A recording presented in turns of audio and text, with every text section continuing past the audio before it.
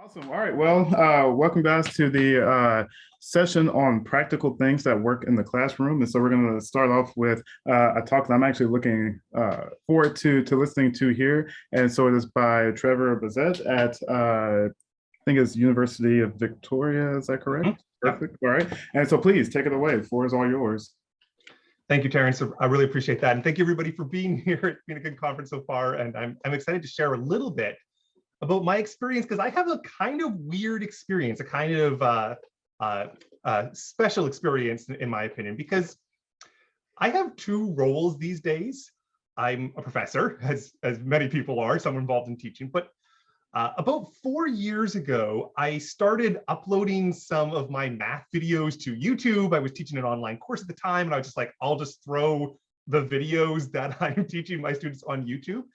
And it's completely blown up in those 4 years. And now I think of myself as really a professor and sort of an educational YouTuber. It's a little bit cringy to say, but nevertheless, this is the sense that I have. Enough that I'm taking it seriously, that I think of it as sort of a second job and so forth.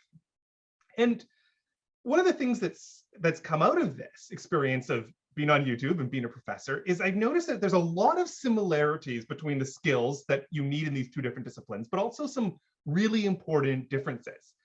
And learning what I've learned about YouTube has really informed my pedagogical practice in the classroom. It's helped me become a better professor. So I really wanted to share sort of what I've learned about YouTube. I don't mean this talk to be like how you should do YouTube specifically at all, but I think understanding the sort of social media phenomenon can help sort of inform all of us whether we actually do that or whether we don't bother do that, whether it's going to stay in our classrooms.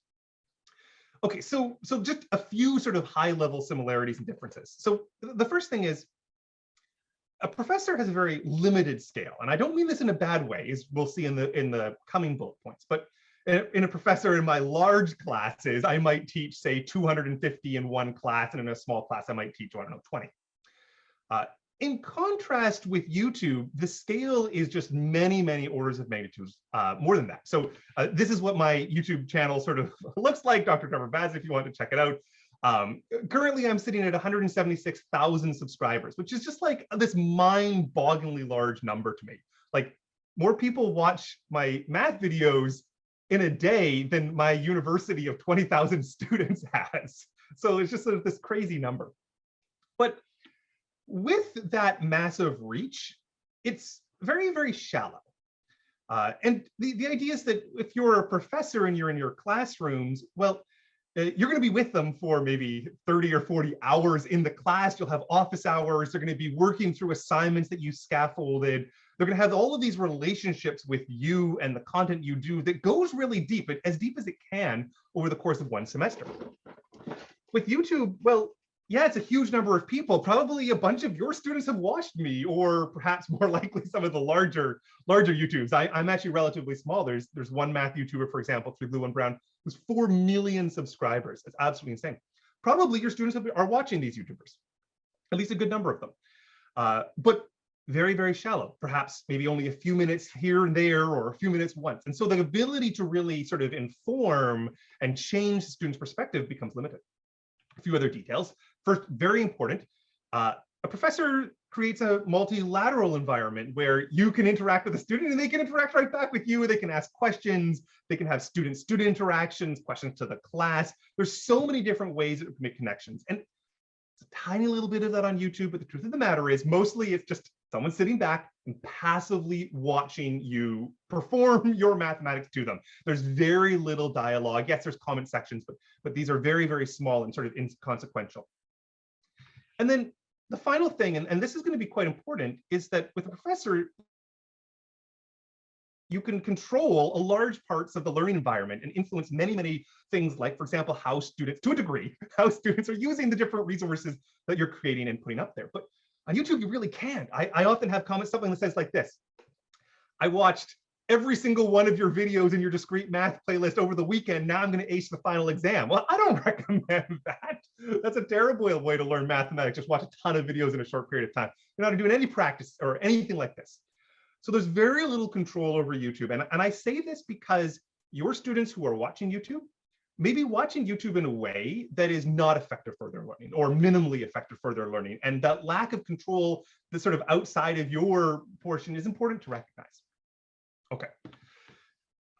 So who watches YouTube? Well, lots of people. First of all, the scale is enormous, as I've mentioned, but I have a few just demographics here. The first is to note, and I don't know whether this is because it's me, this is my statistics for my channel, overwhelmingly male and overwhelmingly young, which of course makes sense because my content is geared towards college STEM students. Also very global. So I obviously speak English, and so it's an English speaking channel. So United States, India, Canada, UK, these are the large ones, but I mean, this is only roughly 50%. It is an enormous tail. Probably every major country in the world that you can name has gotten tons of views from these sort of small countries. So it is a very global phenomenon, which is kind of cool from an outreach perspective, but nevertheless.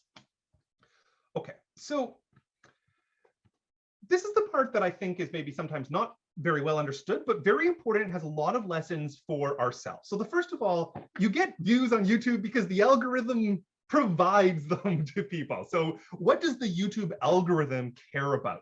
This is very important for everything you're doing, however you're getting your, I don't know, your political news, say, understanding the algorithmic processes behind these is important. Same for education. So what does the YouTube algorithm, broadly speaking, care about? Well, two measures.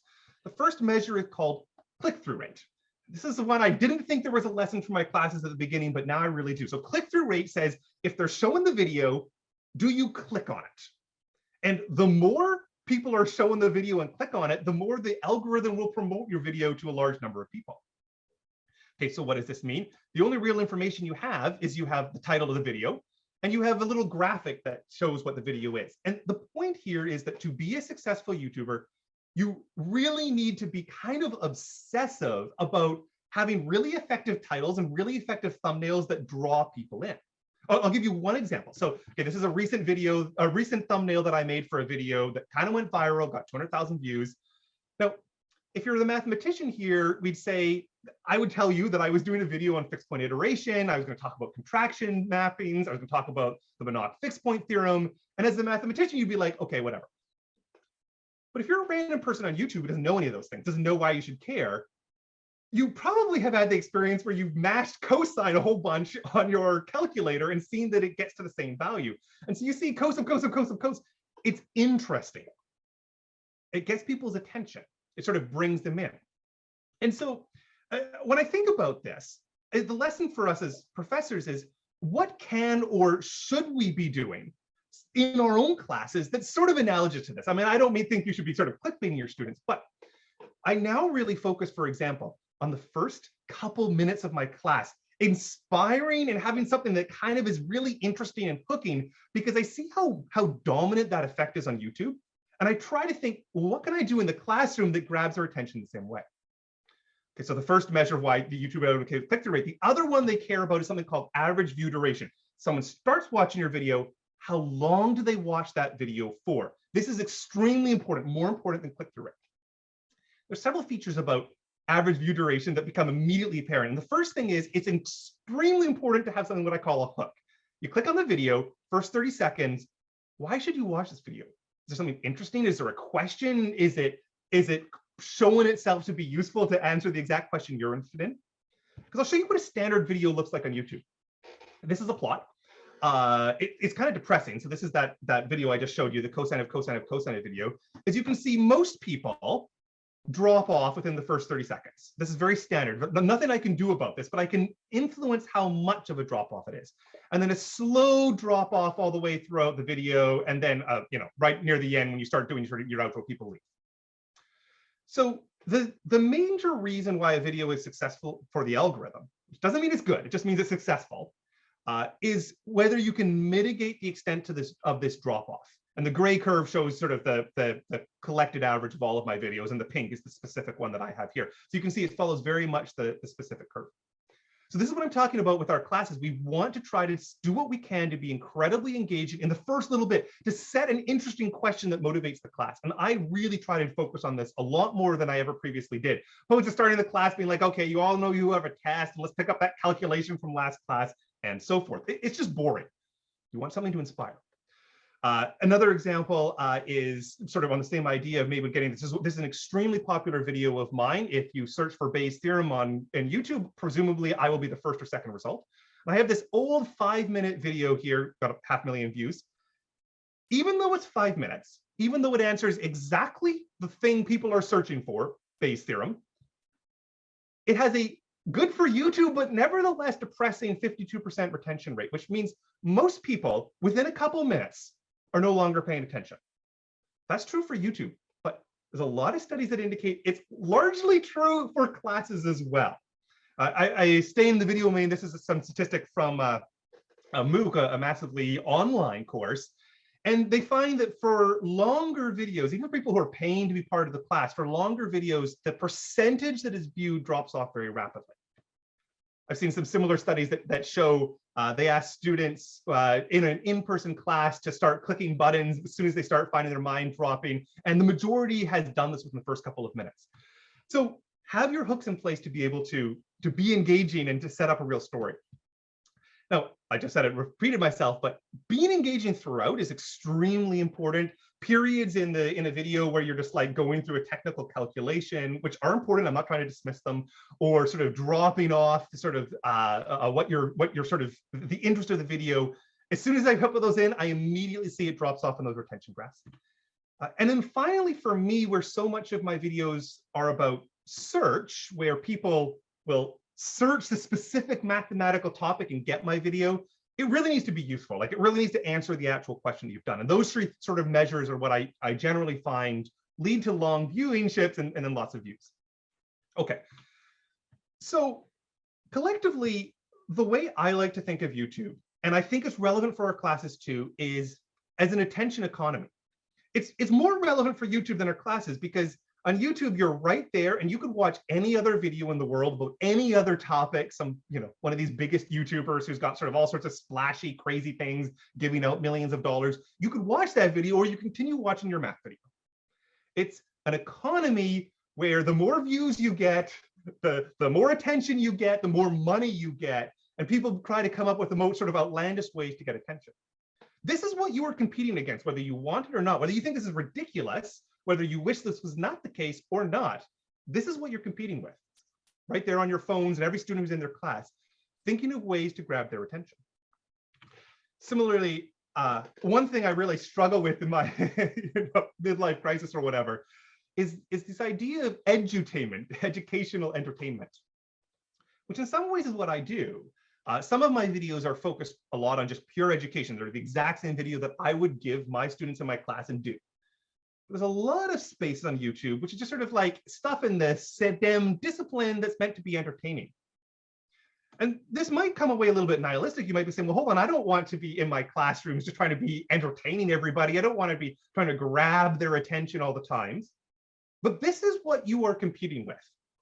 And it's good to know that you're competing with, even if you say, well, no, like I have things to teach, I have things to learn. I'm not here to be an entertainer. I agree with that sentiment here, but I just want you to be aware of what you're competing against. Final thing I think is just worthwhile noting is that views on YouTube come in basically two different ways. YouTube is the world's second largest search engine. Google is the first. YouTube, which is owned by Google, is the second. So when someone searches something like you're teaching Bayes' theorem in your course and they search it, that is what they're trying to do. They're trying to get a direct answer to something. And there's a lot of videos that come from there. And then the other type, browse, is when you're just on YouTube and maybe on your home screen or underneath it or beside a video or in the up next, the video just gets showed. So these are the sort of two sort of major mechanisms by which people are able to get views. And indeed, when you're in one math video, the browse features are going to always try to take you away from that video and send you to other parts of YouTube. Okay, so I talked about being engaging without really saying what that is. If you want to be engaging on YouTube, what does this mean? Well, the first thing, okay, engaging does not mean energetic. I think this is a common misconception. You can be very calm, very relaxed, even monotone to a degree. I actually think that 3 Blue 1 Brown, as I mentioned earlier, one of the largest YouTubers, doesn't seem very exciting, doesn't seem sort of over the top energy, just beautiful revelations of the mathematics and calm exposition. I don't think engaging means energetic. I don't think engaging means high production quality.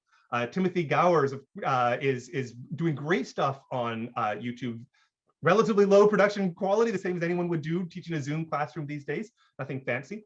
Production quality can maybe make some tiny difference on the margin, but you don't need that to be engaging. I mean, I do a lot of editing. I do a lot of focus on production quality these days, but it's just increased by a couple percent. And engaging doesn't mean tons of fancy animations. The largest one I mentioned for Blue One Brown uses an enormous amount of Python scripted animations. Every single couple sentences, something's changing.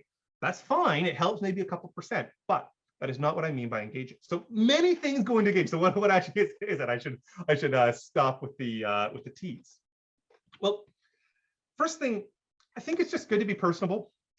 There's a bunch of evidence that suggests having your face on the screen in some way is helpful. And I think this is true in class. Like, I always like to talk about my 4-year-old and my 4-month-old in class. It's just having that little bit of your personality come through, a little bit of your humor, a little bit of your silliness, revealing some of your vulnerabilities, all of these things, just generically authenticity, all of these things help on YouTube and in the classroom, I think. This is probably the most important tip that I would suggest for anything that's about stories. I think stories are engaging. I mean, people complain about having to sit through a 3-hour lecture as being maybe boring, but nobody complains about having to sit through Lord of the Rings, the movie, for 3 hours. What's the difference here? I mean, probably many things, but a good story is really important. There's so many beautiful mathematical stories. So when I think of a video that I think is going to do well in the algorithm, I think it's one that's got a really good hook to it. It asks a wonderful question. You play around. There's twists and turns. It resolves the tension. A denouement. It has all the elements of a good story. And there's so many things that you can do in the classroom to structure the content that you're doing, even if you're getting people to work together, that can be thought of as a good story. I think stories are critical on having interesting questions that motivate students, authentic questions that don't just seem entirely made up for the purpose of some pedagogical purpose. I think trying to have sort of authentic and interesting questions is very important. I really like this one, which, if you show, don't tell, I think is so important. And this is totally true in the classroom. You find yourself sort of up and about, walking around, you're just being talking and telling students what to do. Our auditory memory is challenged enough as it is. The more you can show graphics, pictures, animations, go and do it, the better. And better yet, get the students to be doing all of the showing themselves. We'll talk about that kind of student-centered learning very shortly. Pacing is surprisingly important, I found, on YouTube. I mean, if you're ever in a class, you'll find that a portion of your class thinks you're going too slow and a portion thinks that it's going too fast. And of course, that effect is magnified on YouTube as well. And trying to think, what is the cognitive load of the thing that I am doing? How do I adjust? When can I go fast and when can I go slow? How much detail do I want to do? I think we often, as professors, we want to show all the little steps, and this is good and this is important sometimes, but I really think that you can be engaging by adjusting your pacing appropriately, focusing in faster and slower depending on what you're doing. And finally, students have only the ability to have a certain amount of cognitive load, a certain sort of mental pressure to hold stuff in their memory, to be with you at a time. And I think often in class, we make the mistake of asking too much of our students, put too much cognitive load, that over the course of an hour, the amount of things they're having to memorize and keep up in their brain to understand everything is really building. Everything you can do to reduce that cognitive load is helpful. All right. So a few limitations of YouTube here. No questions and answers. I spoke a little bit at the beginning. Extremely passive. I'm a massive advocate for active learning. It's very individual. There's no collaboration. There's no direction. There's no scaffolding. Maybe you make a playlist, but it's just really bad. And I really worry about for all the students that are going and learning effectively on YouTube. And the most important, perhaps, is that I think to become an excellent mathematician, just like being an excellent juggler, you have to practice a lot, to do a lot of math. And whatever it is, you need to be practicing it. And in YouTube, it is not structured this way. So here is really the key takeaway that I want to emphasize. I've talked about what works on YouTube and what's good about it and what's bad about it. But this is the big thing I want to take away as sort of as a spot, which is I want you to use your classrooms. I want to use your class time and what you have available to leverage the things that YouTube can't do. So this is people working together. This is multilateral connections. This is practicing. This is active learning. If you want to give a presentation, a dialogue, a monologue like I'm doing right now, that's fine, that's great. But probably it can be done better in a YouTube video. But all the other things, being active, trying to create student-centered learning, this is where YouTube fails. And so I like YouTube a lot, and I like to take those components that I have from it. But nevertheless, I think there's a very important and kind of crucial role for us professors, nevertheless. So I'm just going to go to my last slide as my thank you. And I want to have a few minutes here for any questions or thoughts. But other than that, thank you very much. All right, awesome. Thank you so much for that presentation. Learned a lot about what goes on behind YouTube's doors, and so found that quite interesting. Any questions for Trefor here? If so, please feel free to either put it in the chat and I can read it out, or you can turn your mic on and go for it. So how long have you had the channel for? I started it about 4 years ago. Okay, and when did you start seeing a lot of much more subscribers? So it was exponential growth for sure, Okay. and still is to this day. And so for a very long time, let's say 2 years, I might have taken 2 years to get 1,000 subscribers, something like this. And in that time, I really wasn't even thinking of myself as a YouTuber. I was just posting the videos I would make for my classes. I would post them on YouTube, and the only thing I might do was just had relevant titles to them. That was it. More recently, it's really been growing up, and it's the same thing. Like the gap from say 10,000 to 100,000 was way longer from the gap from 100,000 to where I'm at right now. It just really snowballs. Okay, so, and I guess my last question, like, what is the frequency at which you upload the video? Do you upload video every day? I do not. Some people do that and they experience explosive growth when they try it. I just can't manage it. As a professor full time, right? I only have sort of limited time on the outside. I try to spend 4 hours per week is what I actually set myself to. And so I hope for 1 video a week or 2 every 2 weeks, that is. 1 a week or 1 every other week. Those are basically all I can manage. But I know one person who got to 200,000 subscribers in under a year by posting a chalkboard style video every single day, an interesting calculus problem every day, and just blows up and is doing way better than I am, for sure. Okay, thank you. Yeah, thank you so much. Great. Any other questions?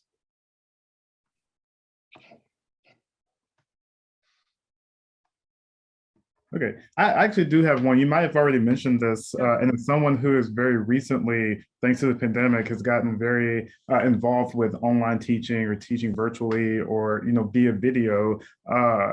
Since you've been doing this for several years now, what would you have told like your day one self, so like the very first video you posted versus what you do now? Are there any kind of tips or things that you would have told your first day self to be like, okay, Trefor, like don't do this, or you should have done this instead? I think the story point that I made earlier would be what I would do. So a lot of my early videos, yeah, they all look bad in comparison, bad technology and bad speaking and bad pedagogy, probably, who knows. But the big thing would be, I'd be like, it's fundamental theorem of calculus day. Let's do the standard introduction to fundamental theorem of calculus that I've always done. And I think when I tried to think, well, how do I take that, I know the facts that I want people to get out of it. I know the learning objectives, but how do I tell those learning objectives in a way that's interesting and makes it into a story? That's when I found that people actually watch the videos as opposed to like click on them and click away. Because the reality is, for most, say, first and second year maths courses, there's already hundreds, if not thousands, of videos on that topic. It's not like you can do a new video on Gaussian elimination that nobody knows how to do it. But how you tell that story, that you can really add the value. So I would just, and this is honestly what I would say for some new instructor who is saying, how do I teach fundamental theorem of calculus for the first time? Tell an interesting story about the fundamental theorem of calculus. It's very interesting. Okay, perfect. Yeah, no, some things to keep in the back of my mind as I, kind of navigate the sort of online regime. I think we might have time for one more question if someone had one. Otherwise, we will stop here for a 5-minute break, and we'll pick back up at 5:15 with Keith Nab.